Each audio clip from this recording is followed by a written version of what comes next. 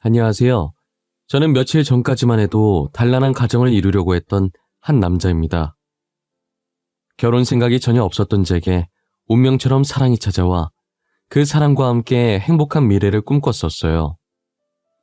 웃음 떠나질 않는 집에서 아내와 아이, 그리고 저까지 새 가족이 행복하게 지내는 모습을 늘 상상했죠.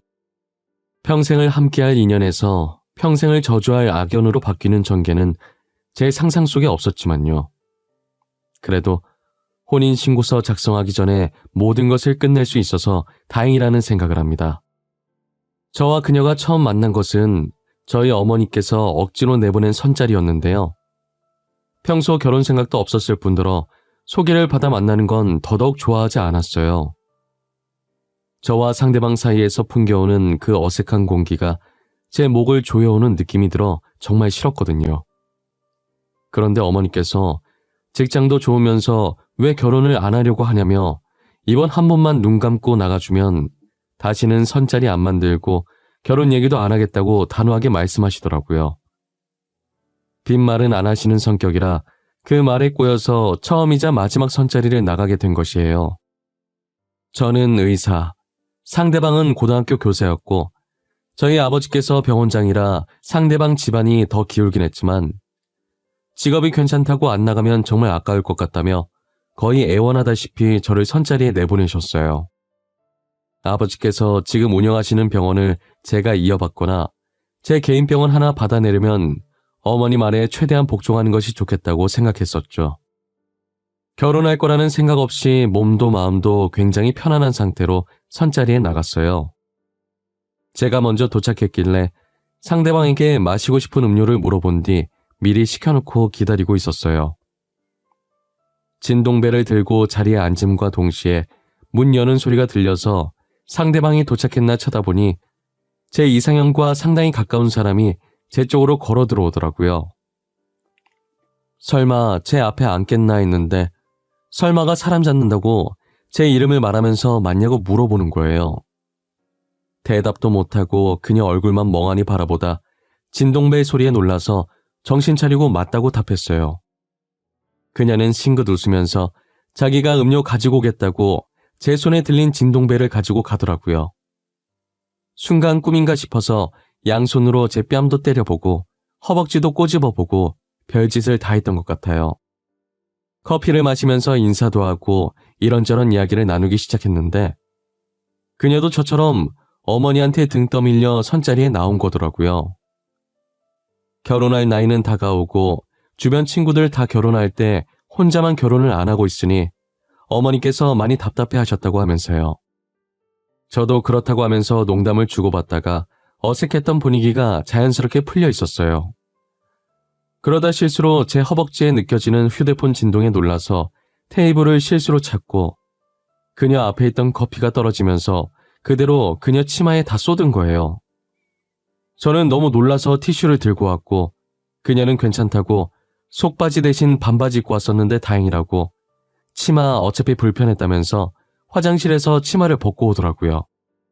제가 미안해서 어쩔 줄 몰라 하니까 웃으면서 어차피 오래 입은 치마라 버리려고 했다고 계속 괜찮다고 오히려 저보고 놀랐겠다고 하더라고요.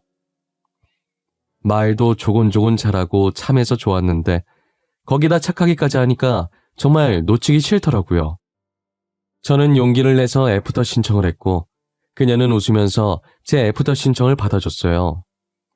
저희는 몇 번 더 만남을 가졌고 가볍게 연애를 시작하게 됐어요. 둘 다 결혼을 생각하지 않았었기 때문에 부담 갖지 말고 가볍게 만나보기로 했어요. 그렇게 만남을 이어온 지 5개월 만에 그녀에게 임신 소식을 듣게 됐어요. 그녀가 우연히 포장마차를 보고 남자친구와 포장마차 데이트 한번 해보고 싶었다고 하길래 그까짓 거 한번 해보자고 들어갔다가 제가 술을 먹게 된 거예요. 별로 마신 것 같지 않았는데 그녀와의 데이트에 기분이 좋아서 그런가 금방 취하더라고요. 몸도 못 가눌 정도로 취해서 어쩔 수 없이 근처 호텔로 들어가게 되었고 그녀와 하루를 보내게 됐어요. 그녀의 임신 소식에 양가 부모님은 엄청 좋아하시면서 당장 결혼해야 한다고 날짜 잡자고 야단이셨어요. 결혼 생각 없던 저희라 부모님들께서 진짜 결혼 안 하면 어쩌나 걱정 많이 하셨었는데 이렇게 아이까지 생기니 바로 결혼해야 한다고 난리를 치실 수밖에 없으셨어요. 저희가 비록 연애 기간은 얼마 되지 않았지만 그동안 봐온 그녀의 인품으로 봐서 이대로 결혼을 했어도 정말 잘 살 수 있을 것 같다는 생각이 들었어요. 그녀는 뭐가 불안한지 상견례도 속전속결로 무사히 마치고 날짜까지 잡았는데 표정이 좋지 않더라고요. 어딘가 불안해 보이는 표정을 하고 있는 예비 아내의 손을 조심스레 잡고 말했어요. 뭐가 그렇게 불안해? 이제 막 알아가는 단계인데 벌써 결혼해서? 우리한테 다가올 미래가 무서워서 그러는 거야? 그래? 아무래도 그렇지. 우리가 1년을 연애한 것도 아니고 이제 고작 5개월 됐는데 결혼에 임신해. 안 무서운 게 이상한 거 아니야? 결혼 생활도 무섭고 애 낳는 것도 무서워. 내가 옆에 있는데 뭐가 무서워. 언제나 네 옆에 꼭 붙어서 널 지키고 있을 거야. 무슨 일이 생기든 무조건 우리 시은이랑 아기 옆에 있을 거야. 그러니까 너무 겁먹지 마. 우리가 결혼해서 잘 살 수 있을까? 애기 낳아서 잘 키울 수 있을까? 결혼도 처음이고 엄마가 되는 것도 처음이고 아는 게 하나도 없고 두려워. 나도 그래. 나도 처음이라 솔직히 무서워. 그래도 둘이 힘 합치면 뭐든 못하겠어? 우리 벌써부터 겁먹지 말자. 우린 분명 좋은 배우자, 좋은 엄마 아빠 될 수 있을 거야. 저는 갑작스러운 결혼과 출산에 두려움에 떨고 있는 예비 아내를 달래고 또 달랬어요. 솔직히 저도 이렇게 한 번에 닥친 상황에 예비 아내처럼 겁먹고 두려운 건 마찬가지였지만 이제 가장이 될 사람인데 제가 흔들리면 안 되겠다는 생각이 들었어요. 그래서 겁먹은 티 안 내고 예비 아내에게 잘할 수 있을 거라고 용기를 주었죠. 상견례까지 속전속결로 끝낸 것처럼 저희 결혼 준비도 아무 문제 없이 빠르게 끝낼 수 있을 줄 알았어요. 하지만 예상치 못한 예비 장모님의 개입으로 저희의 결혼 준비는 하나씩 틀어지기 시작했어요. 저희 쪽에서 신혼집을 하고 예비 처가댁에서 혼수를 해오기로 이야기가 끝난 상태였어요. 어차피 저희가 살 집이니 저희 마음에 들어야 한다고 신혼집 고르는 건 전적으로 저희한테 맡겼었어요. 집을 보러 다니려고 예비 아내와 시간을 맞춰서 만났는데 예비 장모님까지 같이 오신 거예요. 장모님과 함께 가겠다는 말이 없어서 당황스럽긴 했지만 그럴 수 있다고 생각했어요. 그날은 집 두 채를 보게 됐고 저와 예비 아내는 아이 키우기 적당한 평수라 둘 다 괜찮아 했지만 예비 장모님께서는 어디가 불만족스러우신지 계속 표정이 안 좋더라고요. 지서방, 여기 평수가 얼마나 된다고 했지? 28평이라고 했었나? 이렇게 좁은 집에서 아이를 어떻게 키울 생각인 거야? 아이 안 크면 몰라도 계속 자랄 텐데? 에이, 장모님, 28평이 뭐가 작아요? 방도 3개나 있는데요. 이 정도면 아이 키우기에도 충분하죠. 병원장도 별거 없나 보네. 28평을 누구 코에 붙여? 방 3개 있다고 해도 다 작아 보이는구만. 그리고 요즘 아파트에 방 3칸 아닌 곳이 어디 있어? 다 있지.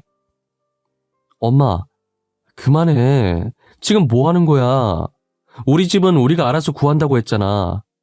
굳이 따라와서는 왜 사람 신경만 긁고 있어? 우리가 알아서 할게. 아니, 내가 틀린 말 한 거 아니잖아. 못해도 40평짜리는 해와야 하는 거 아니니?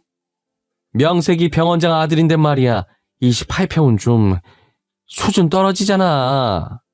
내가 어디다 말하기에도 부끄럽고. 집이 뭐가 그렇게 중요해요. 저희만 잘 살면 되는 거 아닌가요? 저는 40평까지는 필요 없다고 생각해요. 청소하기도 힘들고요. 이렇게 말이 안 통해서야 원. 됐다. 말해봤자 같은 말만 할 것 같으니 그만하자꾸나. 신혼집은 알아서들 잘 구해봐. 나중에 후회나 하지 말고. 나는 간다. 예비 장모님은 신혼집 평수로 제 속만 긁어놓고 호련히 가버리셨어요. 저희만 잘 살면 되는 건데 왜 계속 저희를 이용해서 남에게 잘났다는 걸 보여주려고 하는지 모르겠어요. 병원장 아들이라고 해서 꼭 40평 아파트에 살아야 한다는 법이 있는 게 아니잖아요. 집 둘러볼 때부터 계속 뷰가 어쩌고 물수압이 어쩌고 하면서 집이 안 좋다고 핑계대더니 결국엔 평수가 마음에 안 들어서 뭐든 딴지를 걸고 있었던 거예요. 저는 40평 아파트에 해갈 생각이 전혀 없었고 며칠 더 둘러보다가 32평짜리 단독주택으로 계약하게 됐어요. 마당도 있어서 아이가 뛰어놀면 좋을 것 같기도 하고 예비 안 해도 좋다면서 만족했죠. 이제 집에 혼수만 들어오면 결혼에 필요한 모든 준비가 끝났었어요. 혼수는 처가댁에서 알아서 해주기로 했다는 아내의 말을 믿고 기다리고 있었어요. 얼마 지나지 않아 신혼집에 혼수를 넣어놨다는 이야기를 들었고 바빠서 한동안 가보지를 못했어요. 시간 나면 가봐야지 했는데 막상 가려고 하니 좀처럼 시간이 나질 않더라고요.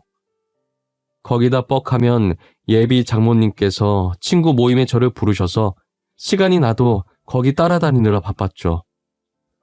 저는 신혼집 문제로 예비 장모님께 점수가 많이 깎였다는 생각에 더 이상은 밉상 보이고 싶지 않아서 예비 장모님이 부르실 때마다 거절하지 않고 나갔어요. 하지만 예비 장모님은 저를 자랑하는 척하면서 제 카드에만 관심이 많았어요. 항상 저를 부르는 곳이 저도 못 가본 고급 레스토랑이나 고급 호텔이었어요. 여기야 지서방. 잘 찾아왔네. 우리 딸한테 말 안 했지? 우리 딸은 나 여기 온 거 몰라. 우리 둘 비밀이다.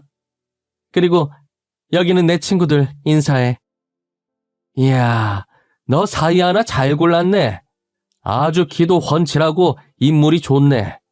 무슨 복으로 저런 사이를 얻은 거야? 너네 딸도 참 능력 좋아. 그러게, 날 닮아서 남자 보는 눈이 있어. 병원장 아들 만나는 게 쉬운 일 아니지. 조만간 우리 사위 개인 병원도 하나 생길 것 같은데 개원하면 다들 그 병원으로 옮겨. 장모님, 그게 무슨 소리예요? 저 아직 개인 병원 개원할 생각 없어요. 이렇게 마음대로 거짓말을 치시면 어떡해요? 대충 그렇다고 하고 넘겨.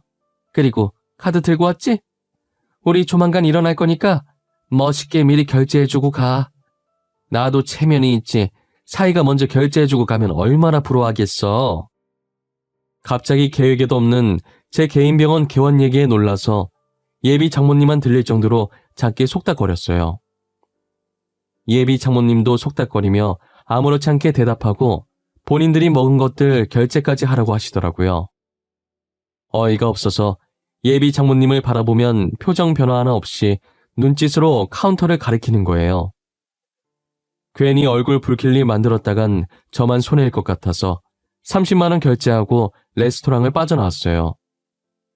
이런 식으로 계속 제가 병원장 아들이라는 걸 내세워서 친구들에게 체면 차리고 비싼 밥, 자기가 사는 척하면서 제게 결제를 맡기셨어요. 저는 그래도 그 정도면 나름 애교로 참을 만한 정도였어요. 간만에 시간 내서 혼수 들어온 신혼집에 방문했더니 아주 가관이더라고요. 대충 멀리서 겉모습만 봤을 땐 새 것과 마찬가지로 엄청 깨끗했어요. 그런데 가까이 가서 보거나 안쪽까지 살펴보면 살짝 사용한 흔적들이 보이는 거예요. 예비 장모님은 제가 제품에 가까이 가려고 하면 뭘 그렇게 보냐고 맞기 바쁘셨죠. 장모님, 이리 좀 와보세요. 이거 새 제품들 맞아요? 새 제품 아닌 것 같은데? 당연히 새 제품이지. 왜? 뭐가 문제 있어? 문제 있을 리가 없을 텐데. 내가 혼수 드린 날에 분명 잘 작동하는지 다 확인했었어. 작동이 문제가 아니라요. 누가 사용했던 흔적들이 있어서요. 교환 신청해야 할 것 같은데. 장모님, 영수증 있으면 저한테 주시겠어요? 아무래도 상태들이 교환을 해야 할 것 같아요. 사실 지서방, 우리가 혼수 급하게 준비하느라 중고로 샀어. 근데 작동도 잘 되고 외관도 깔끔해서 새 거랑 다름없던데? 아니, 장모님, 그게 무슨 말이에요? 혼수를 중고로 사셨다고요? 아이, 세상에, 혼수를 중고로 사는 사람이 어디 있어요? 사용하는 데에만 문제 없으면 되는 거 아닌가? 사람이 왜 그렇게 꽉 막혔어? 일단 그거 써. 다음에 내가 새 제품으로 싹 다 바꿔줄 테니까. 그리고 어른한테 대드는 거 아니야. 알겠어? 도대체 자기 딸 시집 보내면서 중고로 혼수를 사는 사람이 세상에 어디 있단 말인가요? 저는 예비 장모님께 불만을 토로하려고 하는데 자켓 안에 넣어놨던 휴대폰이 시끄럽게 울리는 거예요. 잠시 다른 방에 들어가서 받으니 동기가 급한 일이 있다고 당직 서달라고 부탁하는 전화였어요. 대충 알겠다고 하고 다시 예비 장모님께 이건 좀 아닌 것 같다고 말하려고 거실로 나가려는데 예비 장모님과 예비 아내가 이야기를 나누고 있는 소리가 들리더라고요. 엄마, 나 무서워. 그냥 사실대로 말하고 파혼하면 안 돼? 나 승훈 씨 보기 미안해. 이러다 들키면 우리 둘 다 끝이야. 진짜 어쩌려고 그래. 에이, 안 걸린다니까 그러네. 나만 믿어. 절대 걸릴 일 없으니까. 너만 연기 제대로 잘하면 돼. 알겠어? 몰랐는데 여기 집값 장난 아니더라. 아주 봉잡았지. 엄마, 제발 우리 여기서 그만하자. 응? 나 그냥 다 말할래. 승훈 씨가 아이 아빠 아니라고. 승훈 씨랑 만나기 전에 만났었던 남자 아이라고. 너 미쳤어? 입 조심해. 지서방이 들으면 어쩌려고 그래. 이 좋은 기회를 왜 놓쳐? 병원장 아들이랑 결혼하는 게 쉬운 줄 알아? 너 고생길 끝이야. 애친 아빠는 너무 가난하잖니. 나는 언제 들킬지 매일 불안에 떨면서 살고 싶지 않아. 엄마, 나 엄마 딸 아니야? 왜 내 걱정은 안 하고 돈만 밝히는 거야? 제발 내 생각도 좀 해주면 안 돼? 술 먹여서 실수한 걸로 하자고 했던 건 너다. 이제 와서 발 빼겠다는 거야? 너만 입 다물면 아무도 몰라. 그러니까 잠자코 있어. 다 잡은 물고기 놓칠 셈이야? 알고 보니 아내는 선자리에 나오기 전에 만나고 있었던 남자가 있었어요. 선자리 나왔을 당시에도 남자와 만나고 있는 중이었는데 남자 집안이 너무 가난해서 예비 장모가 마음에 들어하지 않았고 예비 아내를 억지로 선자리에 내보낸 거더라고요. 저랑 만나면서도 미련이 남아 남자를 계속 만났었고 뱃속에 있는 아이도 그 남자 아이였던 거예요. 당시 저랑은 아무 일도 없었기 때문에 임신한 걸 알면 다른 남자가 있었다는 게 들키게 되니까 일부러 제게 술을 먹여서 실수한 척하고 뱃속의 아이를 제 아이라고 한 뒤 결혼을 강행한 거죠. 저런 기가 막히는 소리를 듣고 있으니 다짜고짜 화내면서 파혼하고 싶은 생각보다 저 사람들에게 제대로 된 복수를 해야겠다는 생각부터 들더라고요. 그날 동기 대신 당직 서면서 그들에게 어떻게 복수를 해줘야 좋을지 많은 고민을 했었어요. 우선 그렇게 체면 차리기 좋아하는 예비 장모님을 위해 근사한 고급 레스토랑에서 친구들 다 모아놓고 제대로 망신을 줘야겠다는 생각을 했어요. 제가 예비 장모님에게 먼저 연락할 일이 없는데 처음으로 먼저 연락을 했어요. 장모님, 저예요, 지서방. 잘 지내셨어요? 다름이 아니라 제가 간만에 내일 쉬는 날이거든요. 저번 혼수일로 장모님께 화낸 거 죄송하고 그래서 장모님께 한턱 쏘려고 하는데 시간 괜찮으세요? 뭐 그런 일로 한턱 쏜다고 그래. 나야 남는 게 시간이긴 하지만. 에이, 괜찮아. 나 다 잊었어. 그렇게 속 좁은 사람 아니다. 혼수를 중고로 산 내 잘못 맞지? 아니에요. 그래도 어른께 그렇게 버릇없이 화내면 안 됐는데 정말 죄송해요. 대신 제가 땡땡호텔 레스토랑에서 밥 한 끼 살게요. 장모님 기도 살려드릴 겸 친구들도 부르세요. 뭐 진짜야? 진짜 내 친구들 다 불러도 되는 거야? 지서방이 어쩐 일이야? 어디 돈 들어올 구석이라도 있는 거야? 거기 엄청 비싼 곳으로 소문났던데 괜찮겠어? 장모님 위해서 쓰는 건데 뭐가 아까워요? 하나도 안 아까워요. 친구들도 부르고 저희 재밌는 시간 보내요. 그럼 내일 뵐게요. 비싸기로 유명했던 레스토랑이라 예비 장모님은 진짜냐면서 엄청 좋아하시더라고요. 저는 전화를 끊고 예비 장모님께 정확한 주소를 문자로 찍어 보내주고 씩 웃었어요. 그리고 다음날 낮에 약속을 했었는데 약속 시간 30분 전에 갑자기 일이 생겨서 늦게 들어가야겠다고 예비 장모님과 친구분들은 먼저 레스토랑에 들어가 있으라고 연락드렸어요. 예비 장모님은 제 말을 철석같이 믿고 아무 의심 없이 친구들과 레스토랑에 들어가서 음식을 시켰어요. 한창 분위기 좋을 때쯤 본격적인 작전에 들어갔죠. 장모님 어쩌죠? 제가 늦게라도 가려고 했는데 하루 종일 병원에 잡혀 있어야 할 것 같아요. 대신 제가 카드 퀵으로 보내드릴게요. 그걸로 결제하세요. 많이 바쁘니? 그럼 어쩔 수 없지. 아쉽다. 같이 먹었으면 좋았을 텐데. 여기 비싼 카페, 음식이 다 맛있어. 너 덕분에 이렇게 좋은 곳에 다 와보네. 그러네요. 저도 같이 먹었으면 참 좋았을 텐데 아쉬워요. 그래도 오늘 장모님 친구들 앞에서 기 좀 사셨겠네요. 그걸로 됐어요, 전. 그래, 친구들이 부러워 죽어. 자기도 너 같은 사이 보고 싶다고. 다행이네요. 장모님, 제가 지금 진찰하러 들어가 봐야 했어요. 카드 지금 바로 퀵으로 보내드릴 테니까 받으시면 그걸로 계산하세요. 끊을게요. 저는 연기를 하며 바빠서 결제하러 못 간다고 죄송하지만 카드를 퀵으로 보내드린다고 했죠.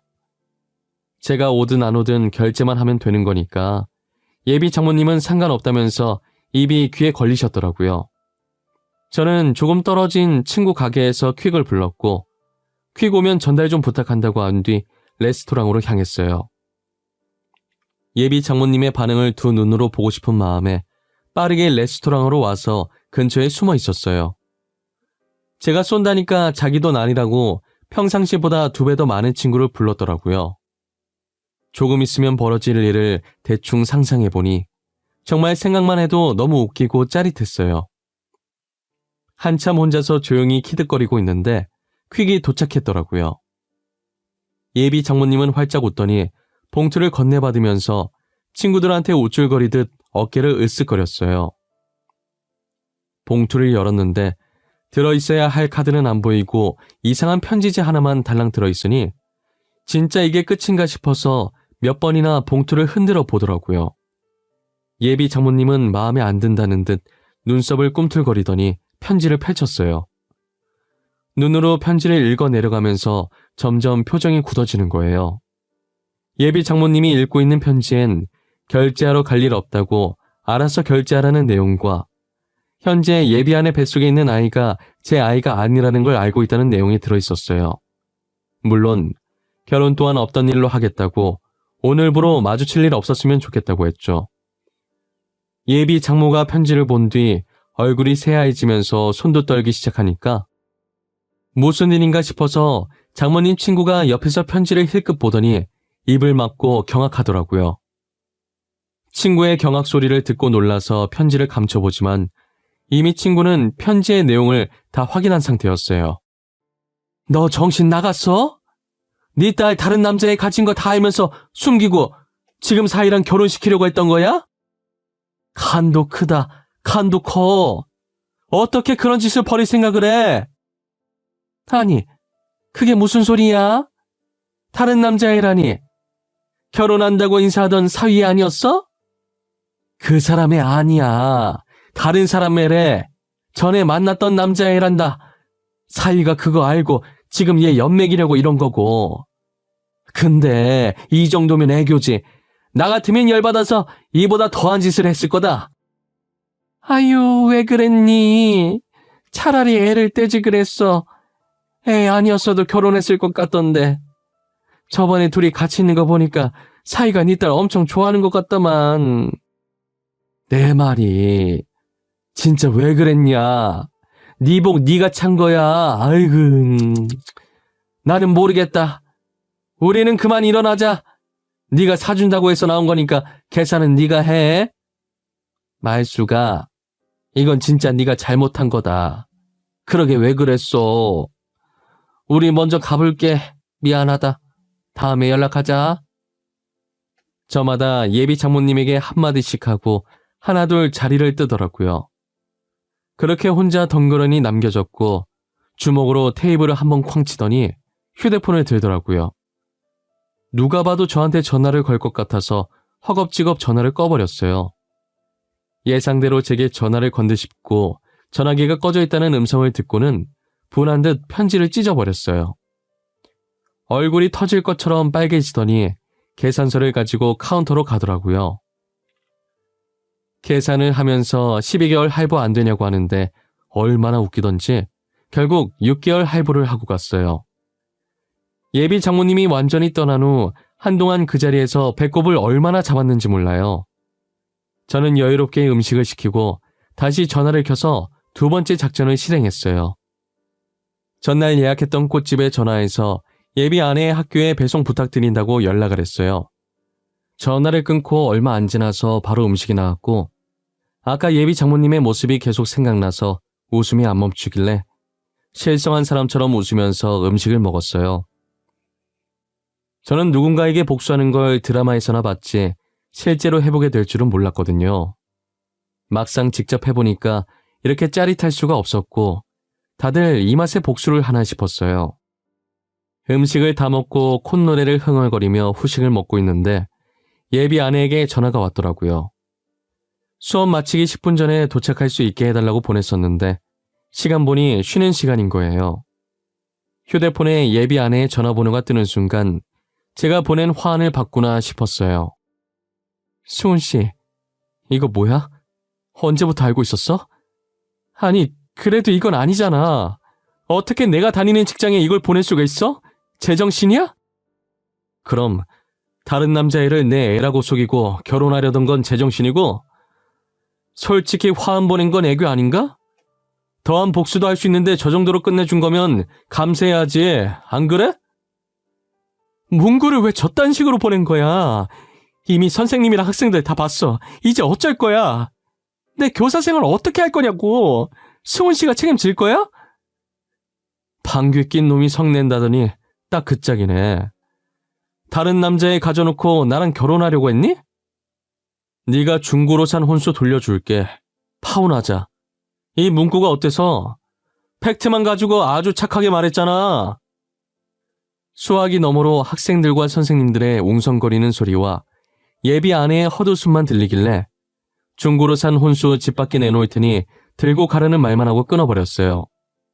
저는 곧장 혼수로 들어왔던 물건들을 다 밖으로 내놨어요. 원래 제가 부모님과 살고 있었는데 어차피 자취하려고 했었어서 그냥 신혼집에서 자취를 하기로 했어요. 가구들 몇 개 사고 들어가려고 며칠 동안 신혼집을 안 찾아갔었는데 소파 배송 왔다고 해서 간만에 신혼집을 갔더니 내놨던 혼수를 다 가지고 갔더라고요. 아마도 중고로 산 제품들 그대로 다시 중고거래 사이트에 내놨겠죠. 그거라도 팔아야 레스토랑에서 썼던 카드값 갚을 거 아니에요. 어차피 예비 아내도 학교에서 잘려서 돈 못 벌고 있을 텐데 그거라도 팔아야 하지 않겠어요? 제가 화환 보낸 이후로 학교에 있는 모든 사람들이 예비 아내를 안 좋은 시선으로 봤고 학생들 덕분에 부모님들 귀에까지 들어가게 되었다더라고요. 사기 결혼하려고 했던 그런 사람한테 뭐 배울 게 있겠냐면서 애 못 맡긴다고 해서 결국 잘렸대요. 다른 학교에도 다 소문이 나서 예비 아내를 써주려는 학교가 없었죠. 예비 장모님도 병원장 아들인 저를 사위로 맞이한다고 어깨 펴고 떵떵거리면서 지냈었는데 파혼하고 나서 친구들한테도 외면당하고 동네 사람들도 예비 장모님을 보면서 수군거린다더라고요. 돈에 눈 멀어서 다른 남자애 가진 딸을 애먼 사람한테 떠넘겼다고 하면서요. 결국 남한테 떠넘기려다 된통 자기들만 당한 꼴이 된 거잖아요. 다 자업자득으로 자기가 한 짓들 돌려받은 거라고 생각합니다. 저는 지금 파혼하고 오히려 더 승승장구하고 있어요. 전문의 시험도 합격했고 전문의 시험도 합격했고 신혼집으로 샀던 집도 재개발 소리가 들리면서 집값이 훌쩍 뛰었거든요. 정말 먹고 사는 건 저만 노력하면 되는 일이라 쉬운데 결혼은 혼자 힘으로 하는 것이 아니니 세상에 결혼보다 어려운 게 없는 것 같아요. 저희 어머니도 이번 일 겪고 선자리에 나오는 사람들 중에도 정상만 있는 건 아니라면서 다시는 제게 선보라는 말도 결혼하라는 말도 하지 않았어요. 저도 이 나이 먹으면서 별의별 일 다 겪어봤다고 생각했는데 이번 일같이 최악인 일은 또 없었어요. 인간관계란 너무 어렵고 나이는 정말 숫자에 불과했어요. 예비 장모님을 보니 뼈저리게 느끼게 되었답니다. 저는 이것 또한 경험이라고 생각하고 예비 장모님과 다르게 앞으로 성숙한 사람이 되려고 해요. 이렇게 사연을 보내려고 글을 쓰고 나니 어딘가 씁쓸한 감정이 밀려오네요. 여러분들은 부디 좋은 인연들과 함께 좋은 일들만 가득하길 바랄게요.